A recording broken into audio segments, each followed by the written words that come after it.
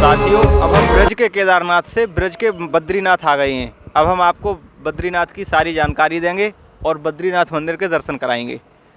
चलिए अब बद्रीनाथ मंदिर के अंदर प्रवेश करते हैं। हम लोग आज बद्रीनाथ में प्रवेश कर गए हैं और वहाँ पर हम आपको दिखाते हैं कि ये है तृप्त कुंड। और यहाँ ऐसी मान्यता है कि जब आदि बद्रीनाथ के दर्शन करने से पहले इस तृप्त कुंड में स्नान किया जाता है और इसमें स्नान करने के पश्चात हम आगे बद्रीनाथ के दर्शन करते हैं। जय बद्री विशाल। तो साथियों, ये मंदिर का मुख्य द्वार है। अब हम यहाँ से इन सीढ़ियों पर चढ़ के मंदिर के अंदर प्रवेश करेंगे और बद्रीनाथ महाराज के दर्शन करेंगे।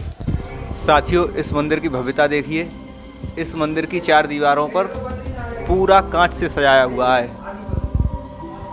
इसकी छत, इसकी दीवार, इसके पिलर सभी पर कांच लगा हुआ है। सारे चीज़ों की कांच से सजा हुई है, आप देख सकते हैं।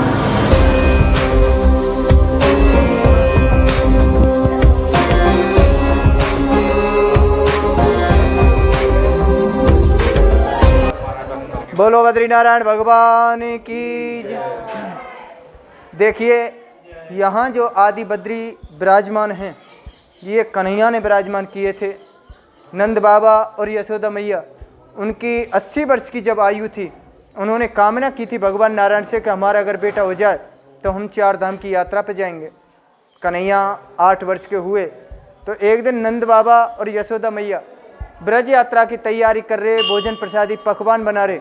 तो भगवान श्री कृष्ण अपने ब्रज सखाओं के साथ शाम को खेल के घर जब वापस आए तो उन्होंने देखा कि भोजन बन रहा है, पकवान बन रहे हैं, तो बाबा कहीं जाने की तैयारी कर रहे हैं। बाबा से बोले, बाबा कहीं जा रहे हो क्या? तो बाबा बोले, हम तो 4 धाम की यात्रा पर जा रहे हैं। आपका जन्म नहीं हुआ तो हमने कामना की थी भगवान नारायण से, अब आप बड़े हो गए तो हम 4 धाम के दर्शन करें हमें। कन्हैया बोले, हम आपको ब्रज में करा देते हैं 4 धाम। तो नंद बाबा बोले, हमने कभी नहीं सुना कि हमारे ब्रज में भी 4 धाम हैं। कन्हैया बोले, जो गिरिराज जी बोलते हैं गोवर्धन, उससे ये 12 कोस दूर है पश्चिम दिशा की तरफ, आप हमारे साथ चलिए। कन्हैया जब ब्रज यात्रा को लेके आए तो चलते चलते रात हो गई। तो पास में एक खो नाम की जगह पड़ती है, वहाँ ब्रज यात्रा ने विश्राम किया कि सुबह होगी, दिन निकलेगा तो हम अपनी ब्रज यात्रा को आगे बढ़ाएंगे। जब रात में ब्रज यात्रा विश्राम कर रही थी तो भगवान अकेले देव सरोवर गए, जो लक्ष्मण झूला से थोड़ा सा आगे है। तो वहाँ एक संत तपस्या करते थे, ऋगु नाम के। तो उस संत ने तो वहाँ 66,000 वर्ष तपस्या की थी और भगवान ने उस संत को दर्शन दिए। तो संत ने दर्शन करते ही अपने शरीर का त्याग कर दिया और जैसे शरीर का त्याग किया तो त्यागते ही वो शरीर जल बना और वो गंगोत्री, यमुनोत्री, अलकनंदा त्रिवेणी संगम है। उस त्रिवेणी संगम में ऋषि के शरीर का जल बह के इस कुंड में आया था। तो इस कुंड का नाम पड़ा तप्त कुंड, जो सीढ़ी से नीचे है, क्योंकि तपस्या के द्वारा जो शरीर का जल बन गया, इसीलिए इस कुंड का नाम तप्त कुंड पड़ा।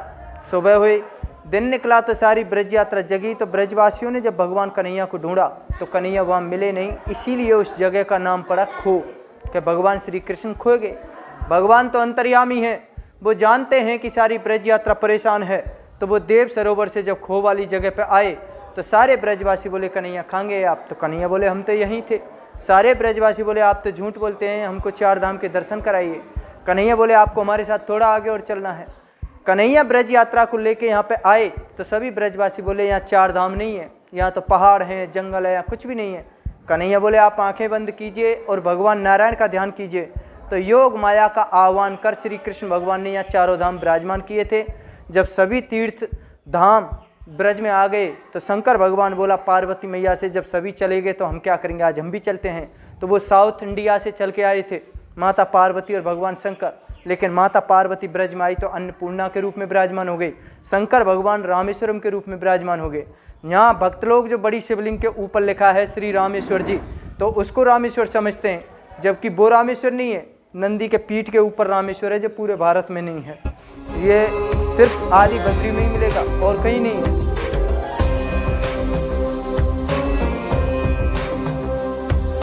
उद्धव जी महाराज विराजमान हैं। उद्धव जी भगवान कन्हैया के परम मित्र थे, ब्रज के सखा थे। भागवत जी लेके ब्रज में भेजे कि आप जाइए ब्रजवासियों को कथा सुनाइए। तो उद्धव जी की तो आज भी श्रीमद् भागवत कथा चल रही है। उनके पास में जो बैठे हैं वो बद्री नारायण बैठे हैं। बद्री बोलते हैं झाड़ी के पेड़ को, जो छोटा वाला बेराब है। तो लक्ष्मी मैया वो झाड़ का पेड़ बन गई, भगवान नारायण की छाया की थी पेड़ बन के। भगवान का जब ध्यान पूरा हुआ, भगवान बोले हमारे नाम से पहले आपका नाम आएगा, इसलिए बोलते हैं बद्री नारायण, क्योंकि उस बेरी के पेड़ को तो संस्कृत भाषा में बद्री कहते हैं। नर भगवान कुंती के बेटा अर्जुन हैं, लेकिन नर भगवान छोटे भाई हैं और बद्री नारायण बड़े भाई हैं। दानवीर जो कर्ण था वो पिछले जन्म में प्रबल नाम का दैत्य था। उस दैत्य ने ब्रह्मा जी की तपस्या करके 18 कुंडल कवच लिए। 18 में से 17 कुंडल कवच भगवान नर नारायण ने तोड़े, बचा एक। तो एक को लेके जब वो सूर्य भगवान की शरण में गया और अगली बार जब द्वापर में कर्ण बन के आए तो एक कृष्ण और अर्जुन बन के आए थे। अर्जुन की बारी थी उस टाइम जब अर्जुन ने कर्ण को मारा था। इनके पास में जो आप दर्शन करेंगे आदि गणेश जी महाराज के, वो आदि गणेश जी स्वयं साक्षात विष्णु भगवान हैं, जो शंकर भगवान की शादी में गए, ये वो गणेश जी महाराज हैं। उनके पास में जो बैठी हैं वो माँ अन्नपूर्णा पार्वती है। बड़ी शिवलिंग शंकर भगवान की और नंदी के पीठ के ऊपर रामेश्वर है। यहाँ साक्षात 7 विग्रह हैं, एक ही शिला में विराजमान है, भगवान कन्हैया ने स्थापित किए थे। यहाँ से 1 किलोमीटर की दूरी पे हर की पौड़ी, हरिद्वार, नीलकंठ, देव सरोवर, त्रिवेणी संगम, लक्ष्मण झूला सभी वहाँ पे हैं। और ये हमारे 9 किलोमीटर की दूरी पे केदारनाथ जी है।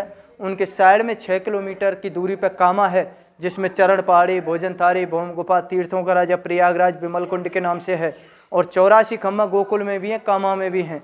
तो यहाँ आपने पूरे ब्रज के दर्शन कर लिए तो बाहर जाने की जो ज़रूरत है, वो वहाँ जो तीर्थ का फल मिलेगा वो इस पूरे ब्रज में मिल जाएगा दर्शन करने मात्र से ही। ये मेरा तो साथियों, अब हम ब्रज की केदारनाथ की यात्रा करने के बाद, बद्रीनाथ की यात्रा करने के बाद अब हम आ गए हैं यहाँ पे गंगोत्री और यमुनोत्री पर। अब हम आपको यहाँ गंगोत्री और यमुनोत्री के दर्शन कराएंगे और यहाँ के बारे में बताएंगे। चलिए, हम पहुँच गए हैं यमुनोत्री और गंगोत्री पर।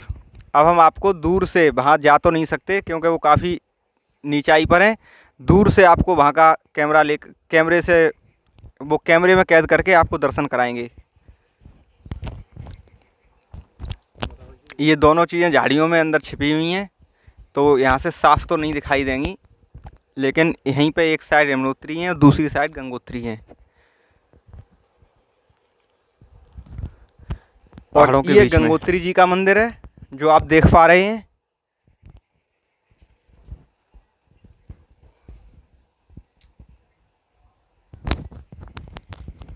और इनके बराबर में ये यमुनोत्री जी का मंदिर है,